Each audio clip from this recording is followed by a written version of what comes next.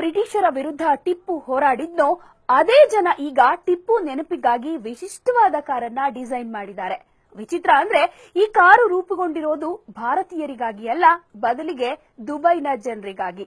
ಕಾರಿನ ಹಲವು ಭಾಗಗಳಲ್ಲಿ ಸಿಂಹ ಹಾಗೂ ಮೈಸೂರಿನ ಹೆಸರು ಇರುತ್ತೆ ಅನ್ನೋದೇ ಇದರ ಸ್ಪೆಷಾಲಿಟಿ.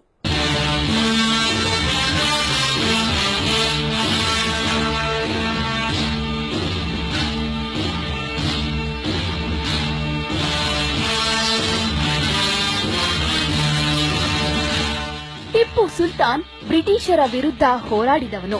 ಪ್ರಾಣ ಮಾನವನ್ನ ಒತ್ತೆ ಇಟ್ಟು ನಾಡನ್ನ ಉಳಿಸಿಕೊಳ್ಳೋದಕ್ಕೆ ಹೆಣಗಿದವನು. ಇಂತಹ ವೀರನ ಬಗ್ಗೆ ಭಾರತೀಯರು ಹೆಮ್ಮೆ ಪಟ್ಕೊಂಡ್ರೆ ಅದು ಕಾಮನ್. ಆದರೆ ಟಿಪ್ಪು ಯಾವ ದೇಶದ ಸರ್ಕಾರದ ವಿರುದ್ಧ ಹೋರಾಡಿದ್ನೋ ಅದೇ ಜನ ಈಗ ಟಿಪ್ಪು ಹೆಸರಿನಲ್ಲಿ ಕಾರೊಂದನ್ನ ಡಿಸೈನ್ ಮಾಡಿದ್ದಾರೆ.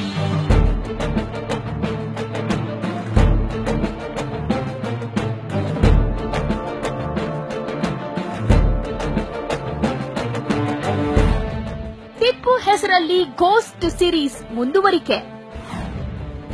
ರೋಡಿಗಿಳಿಯಲಿದೆ ಗೋಸ್ಟ್ ಮೈಸೂರು ಕಲೆಕ್ಷನ್.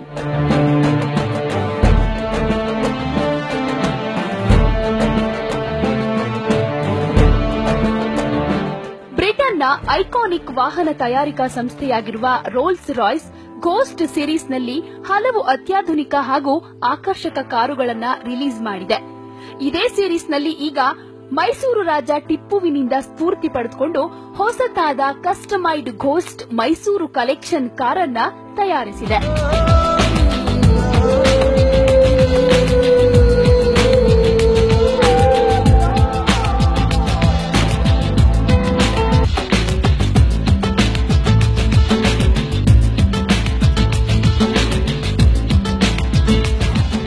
ದುಬೈ ಕೋಟ್ಯಾಧಿಪತಿಗಳ ಪಾಲಾಗಿರೋ ಟಿಪ್ಪು ಕಾರು. ಈ ಕಾರಿನ ವಿನ್ಯಾಸಕ್ಕೆ ಪ್ರೇರಣೆಯಾಗಿದ್ದು ಮೈಸೂರು ಹುಲಿ ಅಂತಾನೆ ಖ್ಯಾತಿಯಾಗಿರೋ ಟಿಪ್ಪು ಸುಲ್ತಾನ. ರೋಲ್ಸ್ ರಾಯ್ಸ್ ಕಂಪನಿಯು ಮೈಸೂರು ಹುಲಿಯ ಸ್ಮರಣೆಗಾಗಿ ಈ ಕಾರಿನ ವಿನ್ಯಾಸ ಮಾಡಿದೆ. ಅಂದಹಾಗೆ ಈ ಸಿರೀಸ್ನಲ್ಲಿ ರಿಲೀಸ್ ಆಗ್ತಿರೋದು ಕೇವಲ 3 ಕಾರು. ದುಬೈನ 3 ಕೋಟ್ಯಾಧಿಪತಿಗಳಿಗಾಗಿ ಗೋಸ್ಟ್ ಮೈಸೂರು ಮಾದರಿಯನ್ನ ಹೊರತರ್ತಾ ಇದೆ. ಶೀಘ್ರದಲ್ಲೇ ಈ ಕಾರುಗಳು ದುಬೈನ ರಸ್ತೆಗಳಲ್ಲಿ ಕಾಣಿಸಿಕೊಳ್ಳಲಿವೆ.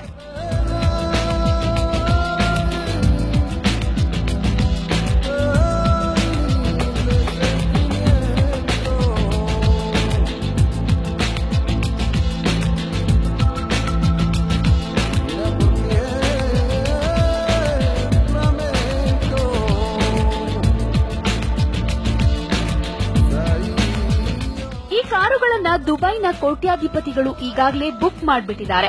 ಅವರ ಬೇಡಿಕೆಯ ಮೇಲೆ ಈ ಕಾರನ್ನ ವಿನ್ಯಾಸ ಮಾಡಲಾಗಿದೆಯೋ ಅಥವಾ ರೋಲ್ಸ್ ರಾಯ್ಸ್ ತನ್ನ ಬ್ರ್ಯಾಂಡ್ ಅಭಿವೃದ್ಧಿಗೆ ಈ ಕೆಲಸ ಮಾಡ್ತಿದೆಯೋ ಅನ್ನೋದು ಸ್ಪಷ್ಟವಾಗಿಲ್ಲ.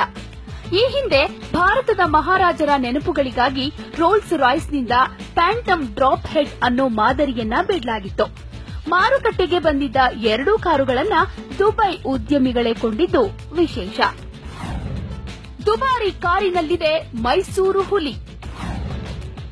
ಡ್ಯಾಶ್ ಬೋರ್ಡ್ ಪಕ್ಕದಲ್ಲಿ ಮೈಸೂರು ವೋಟೀಫ್.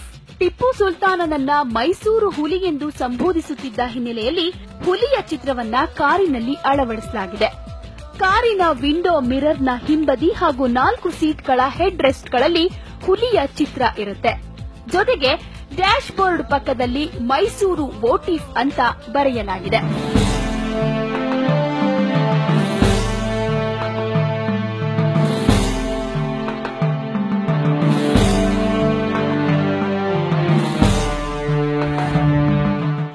ಲಕ ಅಂತಿದೆ ಮೈಸೂರು ಹುಲಿಯ ಕಾರ್. ಇನ್ನು ಕಾರಿನ ಹೊರಮೈಯನ್ನ ಭಾರತದ ರಾಷ್ಟ್ರೀಯ ಪಕ್ಷಿಯಾದ ನವಿಲಿನ ಲಾಂಛನದೊಂದಿಗೆ ಅಲಂಕರಿಸಲಾಗಿದೆ. ಹಾಗೆಯೇ ಕಾರಿನ ಒಳವಿನ್ಯಾಸವು ಸಂಪೂರ್ಣ ಬಿಳಿ, ಕಪ್ಪು ಹಾಗೂ ಹುಲಿಯ ಬಣ್ಣದಿಂದ ಕಂಗೊಳಿಸ್ತಾ ಇದ್ದು ಮಹಾರಾಜರ ವೈಭವ ಪ್ರದರ್ಶಿಸುವಂತಿದೆ. ಇನ್ನು ನೀಲಿ ವಿನ್ಯಾಸದ ಬಣ್ಣ ಹೊಂದಿರೋ ಕಾರು ರಾಜರ ಐಷಾರಾಮಿ ಸೌಲಭ್ಯಗಳೊಂದಿಗೆ ಲಕಲಕಿಸುತ್ತಿದೆ.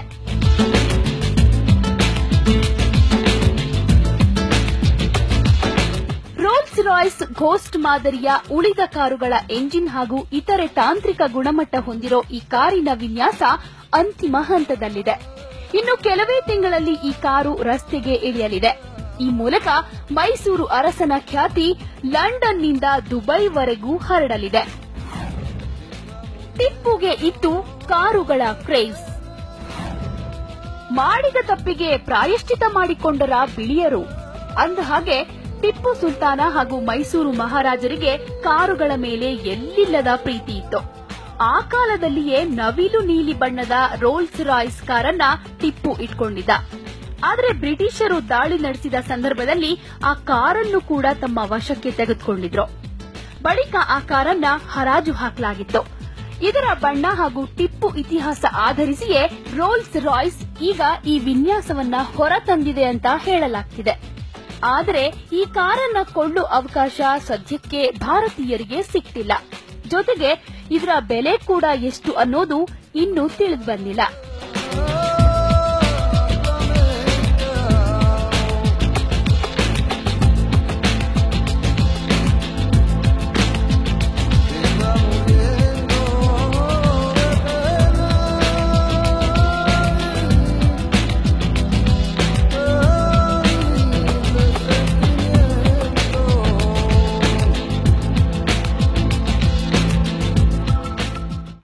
ಬದುಕಿದ್ದಾಗ ಆತನನ್ನ ಕಾಡಿದವರು ಬ್ರಿಟಿಷರು.